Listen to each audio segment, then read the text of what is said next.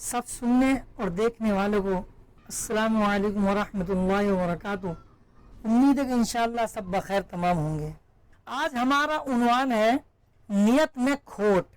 नियत में खोट का मतलब यह है कि शुरू में तो अच्छी नियत थी लेकिन बाद में नियत बदल गई, इसलिए कहा नियत में खोट।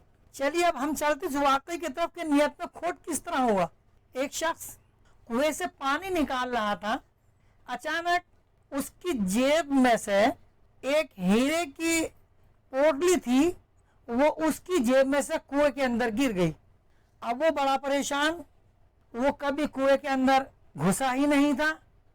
उसने ऐलान करा दिया कि जो शख्स मेरी हीरे की पोटली निकाल कर देगा मैं उसको 100 दिरहम इनाम दूंगा। चुनाचे बहुत से लोग 100 दिरहम की नियत से जो है उस कुएं के अंदर गए और उन्होंने उसकी थैली को तलाश किया, लेकिन किसी के हाथ भी वो थैली नहीं लगी। जब सब हार थक के बाहर निकल आए और किसी को भी जो है वो थैली नहीं मिली, सब लोग मायूस, निकालने वाले भी और जिसकी थैली गिरी थी वो भी मायूस, क्योंकि उसमें कीमती हीरे थे। इसलिए उसके जाने का उसको बहुत ज़्यादा दुख था कि मेरा एक बहुत बड़ा ज़ख़ीरा जो है वो ज़ाय हो गया।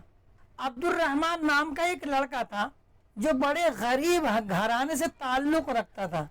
उसने हिम्मत की कि मैं भी एक मर्तबा अपनी जान खपाकर मेहनत करके देखता हूँ, हो सकता है कि मेरी मेहनत कामयाब हो जाए। इसलिए कि मैं गरीब घराने से भी ताल्लुक़ रखता हूँ, अगर मेरे हाथ वो थैली अगर लग गई तो 100 दिरहम मुझे इनाम मिल जाएंगे, मेरा काम बन जाएगा। चुनाचे ये अब्दुल रहमान उस कुएं के अंदर उतरा। अब बड़ी कोशिश और जिद्दोजहद उसने की। अल्लाह ने उसकी जिद्दोजहद और कोशिश कामयाब की। उसके हाथ वो थैली जो हीरे जवाहरात की थी लग गई। वो थैली निकाल कर बाहर लाया। अब जिसकी वो थैली थी उसके दिल के अंदर एक बेईमाना और एक खोट पैदा हो गई। उसने कहा कि भाई थैली तो ये वही है, लेकिन इसमें एक हीरा था अंडे की बराबर जो काले कलर का था, वो इसमें मौजूद नहीं है।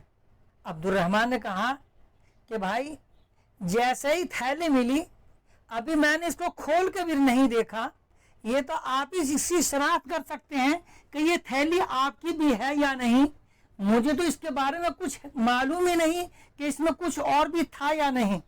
जैसे ही मुझको थैली मिली मैं इसको लेकर ऊपर आ गया। जिस शख्स की वो थैली थी उसने कहा नहीं, तुमने इसमें से जो सबसे अच्छा वाला हीरा था वो इसमें से तुमने चुरा लिया। गोया कि वो उसको इनाम तो क्या देता, उसने उसी के ऊपर वो तोहमत रख दी। अब्दुल रहमान बड़ा परेशान, एक तो मैंने थैली निकाल के दी और उल्टी मुझको तोहमत लग रही है, मैं चोर कहला रहा हूँ। यहाँ तक कि ये मुकदमा जो है उस जमाने का जो काजी था उसके पास पहुँचा दिया गया। काजी ने मालूम किया क्या वाकया है। पहले तो जिसकी थैली गिरी थी उसने बताया कि जी मैं पानी निकाल रहा था कुएं से, मेरी हीरे की थैली जिसके अंदर बहुत से हीरे थे वो थैली कुएं के अंदर गिर गई। लोगों ने कोशिश की, किसी के हाथ नहीं लगी। ये अब्दुल रहमान जो है निकाल के लाया कि फिर ये हुआ, इसके अंदर एक हीरा और था जो अंडे की बराबर था और वो काले कलर का था, वो भी पेश कीमत था, वो इसमें मौजूद नहीं। अब अब्दुल रहमान की तरफ काजी मुखातिब हुआ और उससे मालूम किया कि आप बोलो। अब्दुल रहमान ने बतलाया कि हजरत जैसे मेरे हाथ थैली लगी मैं तो उस थैली को लेकर ऊपर आ गया, मुझे क्या मालूम कि इसमें कुछ है या नहीं। इसने कहा कि हाँ यही थैली है।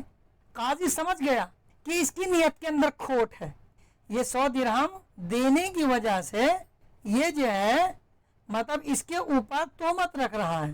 काजी ने कहा कि भाई तुम्हारी थैली के अंदर एक हीरा था जो कि अंडे की बराबर मोटा था। बोले जी। काले कलर का था कि जी। अब्दुल रहमान से कहा क्या इस थैली में वो हीरा निकला?